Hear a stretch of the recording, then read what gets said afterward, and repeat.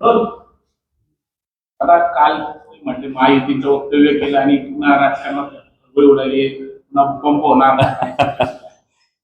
नाही, खरं तर काल सावित्रीबाई ज्योतिराव फुले ही मालिका जी मराठी वारसा या युट्यूब चॅनलवर सुरू आहे त्याच्या प्रमोशनच्या संदर्भात मी वार्तालाप साधत होतो आणि तेव्हा आपल्यापैकी एका पत्रकार बांधवाने मला हा प्रश्न विचारला की राजाभाऊ वाजे आणि अमोल कोल्हे भाजपत गेल्याशिवाय पुणे नाशिक रेल्वे होणार नाही का?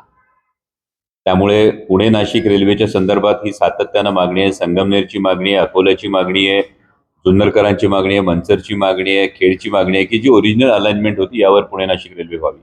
त्यावेळी त्या पत्रकार बांधवाने हा प्रश्न विचारला की तुम्ही भाजपत गेल्याशिवाय ही रेल्वे होणार नाही का? यावर माझा प्रतिप्रश्न त्यांना असा होता की अशी काही ऑफर आहे का? जर तशी काही ऑफर रेल्वेच्या संदर्भात आली तर त्यावर विचार करू. त्यामुळे मला वाटतं की हे रेल्वेच्या संदर्भामध्ये असणारं एक विधान होतं. या रेल्वेच्या संदर्भातल्या विधानाला काही वेगळा अर्थ काही जणांनी काढण्याचा हा प्रयत्न केला सध्याच्या राजकीय परिस्थितीमुळे. परंतु फार महत्वाची गोष्ट ही आहे की ही आमची सगळ्यांची मागणी आहे की Pune Nashik semi high speed railway ही जी आधी ठरली होती त्याच पद्धतीने ही व्हावी, ही जी आमची मागणी होती त्या संदर्भातला हा प्रश्न होता आणि त्याच्यावरचं ते उत्तर होतं.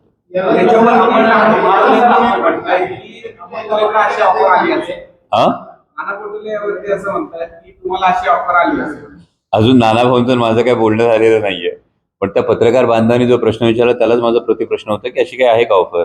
रेल्वे होणार म्हणजे दुर्दैवानं काय परिस्थिती आहे की जर अशी गोष्ट झाली तर लोकांच्या हिताचं काय आहे, लोकांची मागणी काय आहे? पुणे नाशिक रेल्वे हे पुणे, मुंबई आणि नाशिक ज्याला आपण गोल्डन ट्रायंगल म्हणतो, हा गोल्डन ट्रायंगल जोडणारा हा प्रकल्प आहे. आणि या प्रकल्पासाठी जर अशा अटी काही असतील का असं जर पत्रकार बांधवांच्या मनात येत असेल तर एकूणच राजकारणाची दिशा कुठल्या दिशेने जाते याविषयी अंतर्मुख होऊन विचार करणं गरजेचं आहे. नेत्याचं म्हणणं आहे की शरद पवारांच्या गटामध्ये सुप्रिया सुळे वगैरे उरणार नाहीये. मला वाटतं कधी कधी काही लोक दिवसा स्वप्न बघतात त्यातला हा प्रकार असेल. कारण राष्ट्रवादी काँग्रेस शरदचंद्र पवार पक्ष हा एकत्रच आहे, एकत्रच राहील आणि मी एका वाक्यात याचं उत्तर जे सांगतो की आदरणीय पवार साहेब सांगतील ते धोरण आणि बांधतील ते धोरण. कुठेतरी भाजपला दिल्लीमध्ये कोटा पूर्ण करायचा आहे, देखील गरज आहे. पार्श्वभूमीचं ऑपरेशन टायगर राबवण्यात आलं, तसं राष्ट्रवादीचं ऑपरेशन राबवलं अशी एक चर्चा आहे. त्यामुळे नाही, ही चर्चा ही कायम होत राहते, पण वस्तुस्थिती जर बघितली तर आमच्या लोकसभेतल्या गटनेत्या आदरणीय सुप्रियाताई सुळे यांच्या नेतृत्वाखाली आमचे 8ही खासदार आम्ही ठामपणे एकत्र आहोत. आदरणीय पवारसाहेबांच्या नेतृत्वाखाली, सुप्रियाताईंच्या नेतृत्वाखाली आम्ही ठामपणे एकत्र आहोत आणि त्यामुळे अशा पद्धतीच्या कुठल्याही चर्चा वावड्या जेव्हा काही उठतात त्याकडे आम्ही फारसं लक्ष देतो.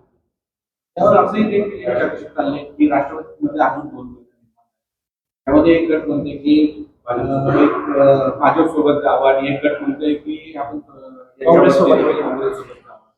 म्हणजे ही चर्चा घडवणारी सूत्र कोण आहेत ना, ती सूत्र खरंच शोधली पाहिजेत. कारण आम्हाला पक्षात राहून या गोष्टी आमच्यापर्यंत ही चर्चा किंवा आमच्यामध्ये असे काही गट आहेत हे आम्हालाच माहीत नसतं, पण सूत्रांना मात्र माहीत असतं. हे कौतुक आहे. काँग्रेस आणि राष्ट्रवादीच्या नेत्यांनी काही सांगितलं की कशी चर्चा सुरू आहे. नंतर असे आले की राष्ट्रवादीचे 2 गट आहेत की तुमचा एक शरद पवार साहेबांचा आहे, कुठेतरी हे सगळं पहिले सॉल्व्ह करा किंवा काँग्रेस होते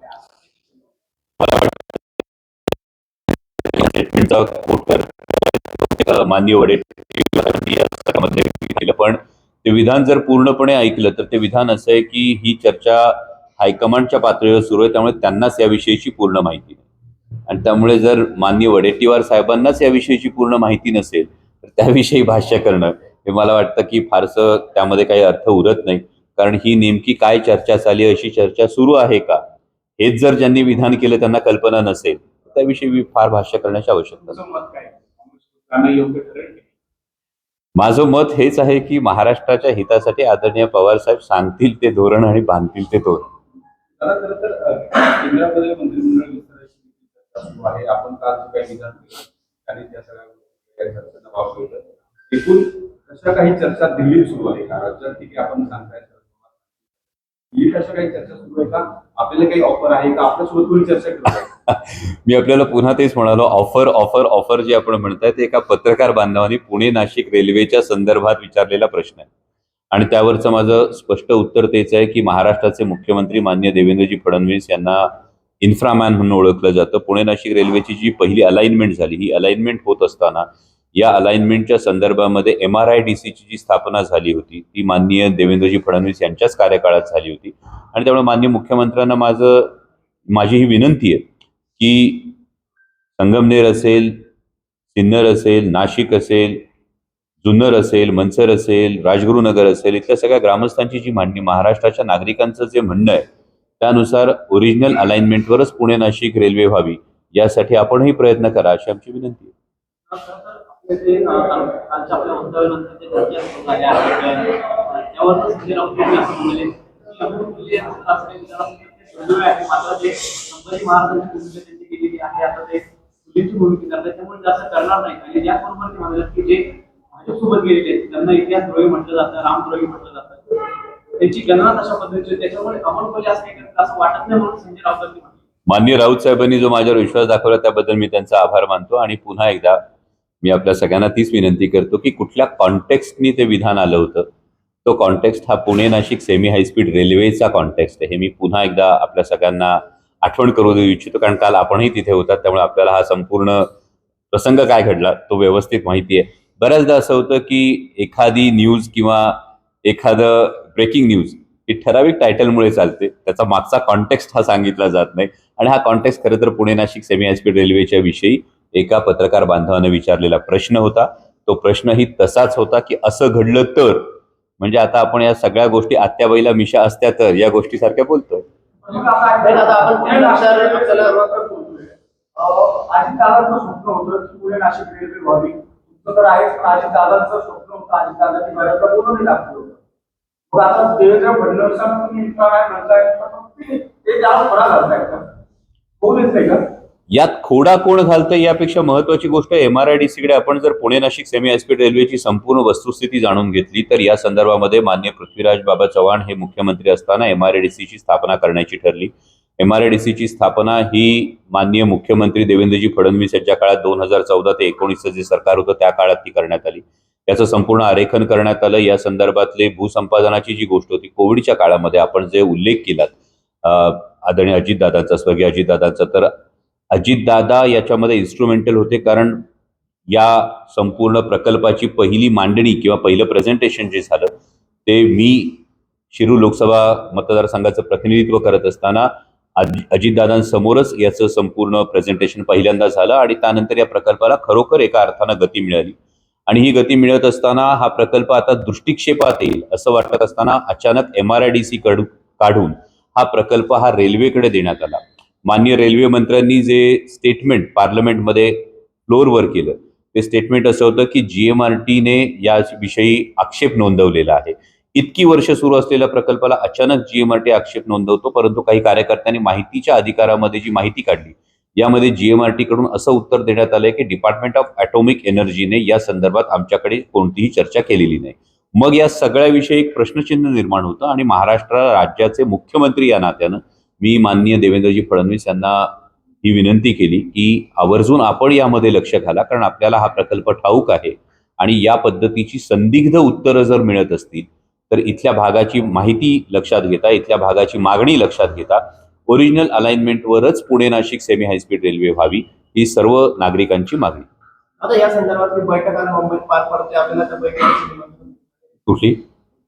नाशिक पुणे रेल्वे संदर्भात, नाशिक पुणे रेल्वेच्या संदर्भामध्ये ही बैठक पार पडते मला आपल्या माध्यमातून समजलं. आणि ही बैठक मला वाटतं की आमदार जे काही आता विधिमंडळाचं अधिवेशन सुरू आहे त्या संदर्भामध्ये तिथले सगळे जे स्थानिक आमदार आहेत, कारण एकूण 13 विधानसभा मतदारसंघांमधून ही रेल्वे जाते आणि या प्रत्येक आमदाराच्या मतदारसंघातल्या जनतेची हीच मागणी आहे की ओरिजिनल अलाइनमेंटवर ही रेल्वे व्हावी, त्यामुळे ती बैठक होतीच. आता जे आता उद्धव साहेबांना सोडून खासदार गेले किंवा राजभाऊ ते पुन्हा गेले, सगळ्यांचं म्हणणं असं पडलं की कुठेतरी विरोधक जे खासदार आहेत आम्हाला विकास निधी मिळत नाही. खरंच आहेत का परिस्थिती तुम्हाला मिळते? नाही, ही वस्तुस्थिती सगळ्यांना ही माहिती आहे. माझी आपल्या माध्यमातून ही विनंती आहे की आपणच या संदर्भामध्ये एक रिपोर्ट तयार करावा की महाराष्ट्रामध्ये एकूण 31 हे विरोधी पक्षाचे खासदार आहेत. हे 31 विरोधी पक्षाचे खासदार सुद्धा जेव्हा संसदेत गोष्ट मांडतात किंवा संसदेत एखादा मुद्दा मांडतात, तो मुद्दा पक्षीय नसतो, तो मुद्दा महाराष्ट्राच्या संदर्भातला असतो. आणि मग असं असताना या 31 खासदारांना एकूण जिल्हा नियोजनच्या माध्यमातून, एकूण राज्य सरकारच्या माध्यमातून किती प्रमाणात निधी वितरित केला, एकदा दूध का दूध पाणी का पाणी लोकांसमोर येऊन जाऊ द्या. सत्ताधाऱ्यांवर होतं. मी तुम्हाला तेच विनंती करतोय की आपणच ही, मी जर बोललो तर मी विरोधी पक्षातला खासदार म्हणून, तुम्ही म्हणाल विरोधी पक्षातले खासदार म्हणून यांनी याविषयी वक्तव्य केलं. मी म्हटलं आपण एक दूध का दूध पाणी का पाणी करा ना, एक संपूर्ण रिपोर्ट समोर ठेवा. काय होतं की एक एक खासदार हा जवळपास 22-24 लाख जनतेचं प्रतिनिधित्व करत असतो. त्या जनतेच्या सुद्धा काही अपेक्षा असतात. या जनतेच्या अपेक्षांच्या माध्यमातून ती अपेक्षांची पत्र, ती मागणी पत्र ही समोर दिली जातात. या मागणी पत्रांवर नेमकी किती कारवाई झाली, या मागणी पत्रांना किती सकारात्मक प्रतिसाद मिळाला, लोकशाहीचा चौथा स्तंभ असलेल्या माध्यमांनी ही गोष्ट सुद्धा एकदा समोर आणावी अशी माझी विनंती आहे. आता खरं तर ऑपरेशन टायगर संदर्भात गेल्या वर्षभरात चर्चा सुरू होता. लोकांनी असाच ठाम विश्वास होता की ऑपरेशन टायगर काय ते यशस्वी होणार नाही. आता ऑपरेशन तुतारी चर्चा सुरू झाली आहे. चर्चा सध्या सुरू झाली आहे, पण अनेक राजकीय घडामोडी घडणार आहेत.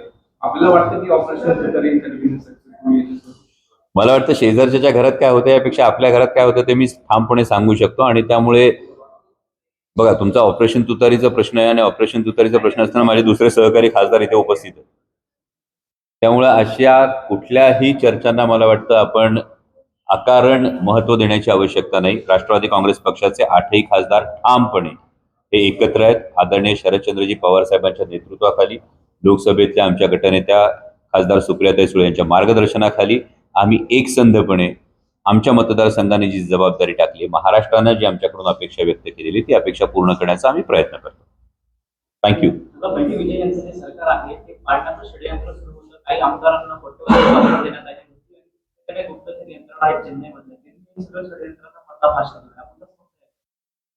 हे आपले अभिनेता ते नेता होता. आपले हे जे सगळे प्रश्न आहेत ना, हे सगळे प्रश्न एकूणच लोकशाहीच्या संदर्भामध्ये अनेक प्रश्न हे सर्वसामान्य मतदाराच्या आणि नागरिकाच्या मनात निर्माण करणार आहेत. जर लोकांनी निवडून दिलेलं, एका मोठ्या बहुमतानं निवडून दिलेलं सरकार, आपण जसं म्हणतो त्या पद्धतीनं कुठलं षडयंत्र करून जर या संदर्भामध्ये ते सरकार खाली खेचण्याचा प्रयत्न होत असेल, तर मग लोकांनी दिलेल्या मॅन्डेटला नेमका काय अर्थ राहतो, हा एक मोठा प्रश्न या निमित्तानं निर्माण होतो. परिसीमन आणि एकत्रित खासदार फोडाफोडी ही केंद्रातल्या सरकारची हे विधेयक हे काही दिवसात कदाचित या पावसाळी अधिवेशनात येईल अशी एक अपेक्षा आहे. या विधेयकाचा मसुदा जोपर्यंत पूर्णपणे वाचत नाही तोपर्यंत त्यावर भाष्य करणं उचित ठरणार नाही. कारण परिसीमन विधेयकाच्या बाबतीमध्ये ट्रान्सपरन्सी असावी. ती ट्रान्सपरन्सी असण्याबरोबरच मागेही महिला विधेयकाच्या आडून जेव्हा परिसीमनाचा हा एक घाट घातला गेला होता, तेव्हाही संपूर्ण विरोधी पक्षाने हीच भूमिका ठेवली होती की यामध्ये एक ट्रान्सपरन्सी असावी, पारदर्शकता असावी. ती पारदर्शकता असण्याबरोबरच नेमकी कोणती जनगणना ही यासाठी गृहीत धरली जाणार ही दुसरी महत्वाची गोष्ट होती. तिसरी जी महत्वाची गोष्ट होती ती गोष्ट म्हणजे राज्यांचा जो प्रपोर्शनेट वाटा आहे, म्हणजे केवळ उत्तरेकडच्या राज्यांचं फार जास्त त्यामध्ये वाटा होईल आणि दक्षिणेकडच्या राज्यांना वाटाच मिळणार नाही, यापेक्षा तो प्रपोर्शनेट वाटा असेल का, हा आणखी एक महत्वाचा मुद्दा होता. आणि आत्ताच जेव्हा 545 खासदारांची लोकसभा आहे, यामध्ये लोकसभेचं एकूण सेशन किती काळ चालतं, त्यामध्ये सगळ्या खासदारांना किती वेळा बोलण्याची संधी मिळते आणि मग संख्या वाढल्यानंतर यावर नेमका काय तोडगा काढला जाणार आहे जेणेकरून यामध्ये सगळ्यांना प्रतिनिधित्व मिळेल, हा मुद्दा.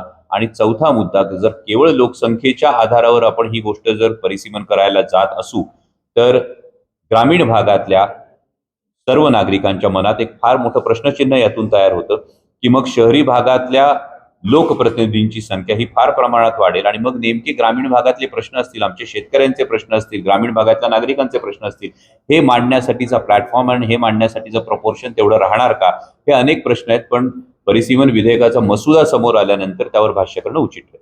त्याला केतन नागरवाल हत्याकांड पुण्यात चर्चेत आले. ते गुन्हेगार आहे किंवा तरुणींमध्ये त्या पद्धतीने अशा पद्धतीने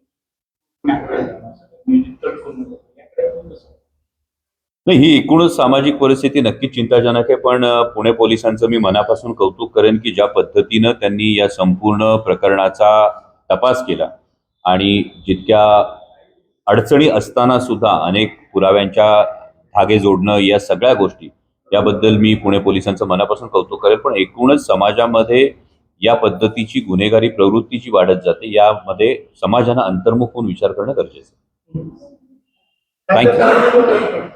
प्लीज साहेबांनाच विचारा. सर, ऑपरेशन तुतारीची चर्चा सुरू आहे. मध्ये नेमकं काय चाललं? आणि आता डॉक्टर अमोलजी कोल्हे साहेबांनी आपल्याला सांगितलंय की आम्ही सगळे आदरणीय पवार साहेब आणि सुप्रियाताईंच्या नेतृत्वाखाली काम करतो. आम्ही सगळे एकत्र आहोत.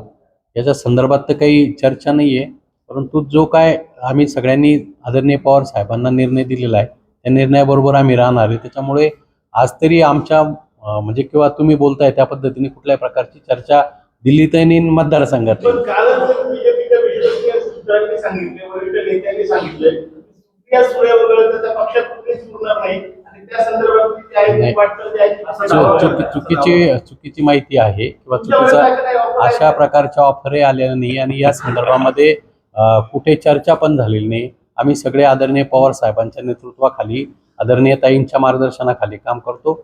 सगळे एक विचाराने शेवटी आदरणीय पवार साहेबांचं फार मोठं वलय आहे किंवा लोकांनी त्यांच्यावरती विश्वास ठेवून आम्हाला निवडून दिलेलं आहे. त्यामुळे ताई आणि पवार साहेब जो निर्णय घेतील त्याच्याबरोबर आम्ही सगळे राहणार आहे.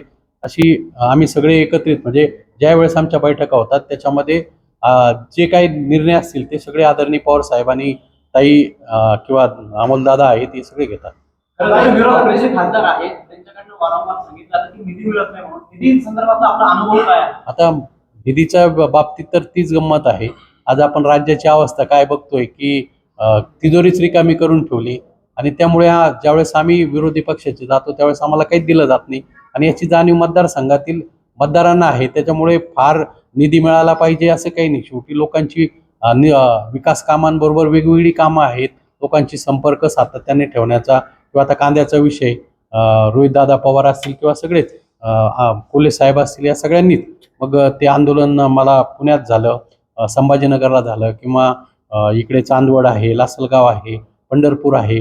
आज चांगला प्रतिसाद आहे. लोकांना माहिती आहे की शेतकऱ्यांच्या बाबतीमध्ये कोण भांडतंय सरकारशी आणि भांडून कांदा उत्पादक शेतकऱ्यांना चांगला न्याय मिळाला आहे आणि त्यामुळे एका बाजूला जरी विकास कामं झाली पाहिजे परंतु जनतेचे इतरही प्रश्न सोडवण्यासाठी आम्ही आमची जी भूमिका आहे आदरणीय पवार साहेबांच्या नेतृत्वाखाली ती चांगली जोराने पार पाडतोय. त्याच्यामुळे जरी विकास निधी जरी मिळत नसेल शेवटी कामं झाली पाहिजे, परंतु आता सरकारकडे द्यायला पैसे राहिले नाही. त्याच्यामुळे जनताही समजदार आहे असं मला वाटतं. खरं तर आपले सहकारी खासदार आहेत त्यांनी मुख्यमंत्री देवेंद्र फडणवीस यांचे कौतुक केलेलं आहे. नेमप्रमाण म्हणून ओळखलं जातं म्हणून नाशिक आपण देखील नाशिक जिल्ह्यातून निवडून जातात. नाशिक पुणे रेल्वे मार्गासाठी आपण काही प्रयत्न करणार आणि मुख्यमंत्र्यांना या संदर्भात काही सांगणार?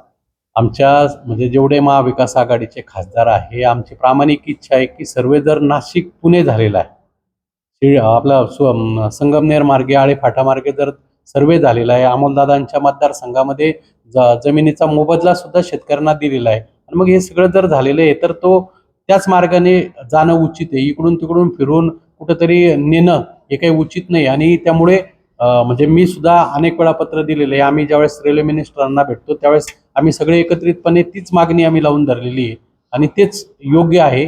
त्यानेच खऱ्या अर्थाने त्या भागाचा विकास होऊ शकतो असं मला वाटतं. अजितदादांचं स्वप्न होतं नाशिक.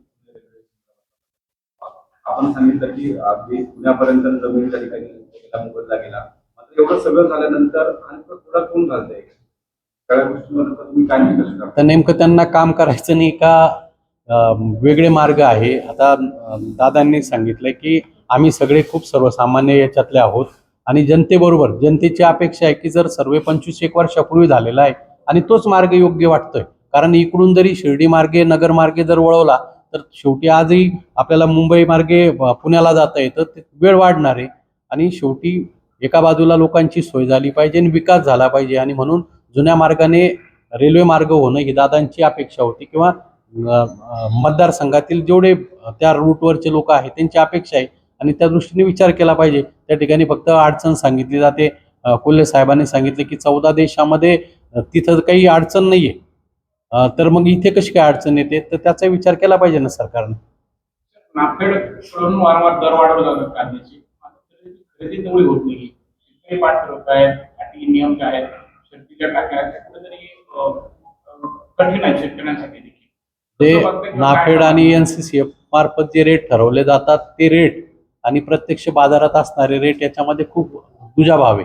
आज आपण बघतोय की आमची सारखी मागणी होती की नाफेड आणि NCCFने बाजार समितीमधून कांदा खरेदी करावा. आज त्या कांदा खरेदीला सुरुवात झाली, परंतु प्रत्यक्षात काम शून्य आहे. म्हणजे आतापर्यंत म्हणजे मी स्वतः बघितलं की जे ट्रॅक्टर त्या ठिकाणी जातात त्याला ती प्रतवारी लावताना एवढे निकष लावतात की एक एक ट्रॅक्टर खाली व्हायला 5-5, 6-6 किंवा त्याच्यापेक्षा जास्त वेळ लागतो. मग यांना जर आज एवढं चांगल्या क्वालिटीचं काम आज ते करायला बघताय, मग मागच्या 2-3 वर्षामध्ये किती यांनी हानागोंदी केली याची चौकशी झाली पाहिजे. आणि हे जे रेट ठरले जातात हे रेट अतिशय चुकीचे आहे. कारण बाजारभावामध्ये आज जर आपण बघतोय की 2,000च्या वरती म्हणजे 2 ते 2.5 हजारापेक्षा जास्त भाव चांगल्या कांद्याला आहे. आणि आज हे जर 1700-1800 रुपयाचा जर भाव देणार असेल तर तो काही उचित नाही. आणि त्यामुळे शेतकरी देतही नाही किंवा दिला जातो त्याची खूप प्रतवारी लावली जाते, वेळ घालवला जातो. म्हणजे नाफेड आणि NCCFला फक्त देखावा करायचा आहे आणि प्रत्यक्षात त्यांचं जे 2-3 वर्षापासून गोड बंगाल चालू आहे तेच त्यांना चालू ठेवायचं असं दिसतंय. आपण आता सांगितलं की मला कोणती ऑफर नाही, तर आपल्याला जर महायुती किंवा राष्ट्रवादी काँग्रेसकडून ऑफर आली तर आपण विचार करणार. नाही विचार करण्याचा काय संबंध आला. मी तुम्हाला सांगितलं की आम्ही दादासह सगळेच एका विचाराच्या आहोत. पवार साहेब, सुप्रियाताई जो निर्णय घेतील त्यांच्याबरोबर आम्ही आज म्हणजे माग म्हणजे त्यांच्याच शेवटी लोकांनी विश्वास ठेवून आम्हाला तर मी तर एकदम सर्वसामान्य दादा ठीक आहे, दादा अभिनेते आहे, परंतु दादांनी कालच सांगितलं ऑफर आली तर विचार करा. खरं तर दादांचं जे नाशिक पुणे रेल्वे मार्ग होते हे स्वप्न पूर्ण करण्यासाठी सुमित्रा वहिनींना साथ देणार का? दोघांना प्रश्न. हा दादांचं जे नाशिक पुणे रेल्वे मार्गाचं स्वप्न आहे ते पूर्ण करण्यासाठी सुमित्रा वहिनींना साथ देणार. तर यामध्ये मला जो पुन्हा आपल्याला तोच प्रश्न आहे की Pune Nashik semi high speed railway हा पक्षीय विषय आहे का, हा पक्षाचा विषय आहे का, हे सगळ्या सत्ताधाऱ्यांनी एकदा सांगावं. हे Pune Nashik semi high speed railway ज्या 13 विधानसभा मतदारसंघांमधून जाते, ज्या 4 लोकसभा मतदारसंघामधून जाते, या सगळ्या जनतेला एकदा सत्ताधाऱ्यांनी जर तुमचा हा प्रश्न असेल की हा राजकीय प्रश्न आहे का, हा पक्षीय प्रश्न आहे का, की हा विकासाचा प्रश्न, मला जर वाटतं हा जर विकासाचा प्रश्न आहे तर हा विकासाचा प्रश्न असण्यासाठी कोणतीही राजकीय पक्ष किंवा कोणत्याही अटी न ठेवता सर्वसामान्य जनतेच्या अपेक्षा पूर्ण करणं हे कोणत्याही सरकारचं कर्तव्य असतं. आणि त्यामुळे उगाच आडून आपण पुणे नाशिक रेल्वे होणार असेल तर तुम्ही हे करणार का, काय गरज आहे, हा प्रश्न आधी विचारा ना सरकारला. मग सरकारवर विश्वास जनतेने का ठेवायचा की तुम्ही जर हे दिलं तर ते होणार का, हाच जर प्रत्येक वेळी प्रश्न असेल तर मग ज्यांना आम्ही मायबाप सरकार म्हणतो त्या जनतेने मायबाप सरकार त्यांना म्हणावं कुठल्या तोंडानं, हा प्रश्न आधी तयार होतो ना. त्यामुळे Pune Nashik semi high speed railway ही झालीच पाहिजे, जुन्या मार्गानंच झाली पाहिजे. आणि जर मी पुन्हा रिपीट करतो की जगातल्या 14 देशांमध्ये रेडिओ टेलिस्कोप आणि रेल्वे एकत्र होते, तर मग स्वतःला इन्फ्रामॅन म्हणून ज्यांची आज देशभरात ख्याती आहे ते महाराष्ट्राचे माननीय मुख्यमंत्री महोदय, ही गोष्ट जी जगातल्या 14 देशांमध्ये होते ती महाराष्ट्रातल्या पुणे नाशिक सेमी हायस्पीड रेल्वेच्या बाबतीत का करवून घेऊ शकत नाही. जेव्हा हे डबल इंजिनचं सरकार आहे, राज्यातही सरकार आहे, केंद्रातही सरकार आहे आणि महाराष्ट्रातल्या जनतेची जुन्या मार्गानंच रेल्वे व्हावी ही अपेक्षा आहे. इतकी साधी गोष्ट. दादा जर तुम्ही म्हणताय तर हा राजकीय प्रश्न जर असेल त्याच्यामुळे हा रेल्वे होत नाहीये. एका बाजूला जी बुलेट ट्रेन आहे तिचं काम अगदी शेवटच्या टप्प्यात आहे, म्हणजे आधी 4-6 महिन्यात ती सुरू पण होणार आहे. आणि त्याच्या आधीचं बोर्ड हे नाशिक पुणे मेट्रो त्या सेमी रेल्वेचं आहे, त्याच्या अजून भूसंपादन नाहीये, कशात काही नाहीये, पाठीने एक बीट ठेवलं गेलं नाही. हे राजकीय नाही तर काय. यासाठीच हा एक महत्वाचा मुद्दा मी आपल्याला समोर जो उपस्थित करतो. यामध्ये भूसंपादनाच्या बाबतीमध्ये पुणे जिल्ह्यात जर तुम्ही परिस्थिती बघितली तर अनेक ठिकाणी भूसंपादन झालेले आहे, अनेक ठिकाणी नागरिकांची यासाठी तयारी सुद्धा आहे. आणि असं असताना अचानक मध्ये एक जे गोष्ट जी अडवली गेली ती म्हणजे GMRTचं कारण देण्यात आलं. यासाठी पार्लमेंटमध्ये मी स्वतः हा संपूर्ण जगातल्या 14 देशांचा स्टडी केलेला आहे. या 14 देशांमध्ये रेडिओ आणि रेल्वे ही कोएक्झिस्ट कशी करते हा संपूर्ण स्टडी देण्यात आलेला आहे. त्यामध्ये काय काय नेमक्या उपाययोजना केल्या जाऊ शकतात, याच्या संदर्भातलं त्या देशांनी काय उपाययोजना केल्या, त्यानुसार आपण काय करू शकतो हे करून दिलेलं आहे. जीएमआरटीच्या अधिकाऱ्यांचं असं म्हणणं आहे की या संदर्भात जर चर्चा केली तर याच्यावर उपाय निघू शकतो, असं जीएमआरटीचे अधिकारी काही खासगीत सांगतात. मग आमचं म्हणणं हेच आहे की सरकारची ही जबाबदारी आहे, जनतेची अपेक्षा पूर्ण करणं ही सरकारची जबाबदारी असते. आणि जर पुणे आणि नाशिक ही 2 शहरच नाही तर या मधल्या सगळ्या टप्प्यातल्या, या सगळ्या टापूतल्या सगळ्या लोकांची जर ही अपेक्षा असेल तर ती पूर्ण करणं सरकारची जबाबदारी. थँक्यू.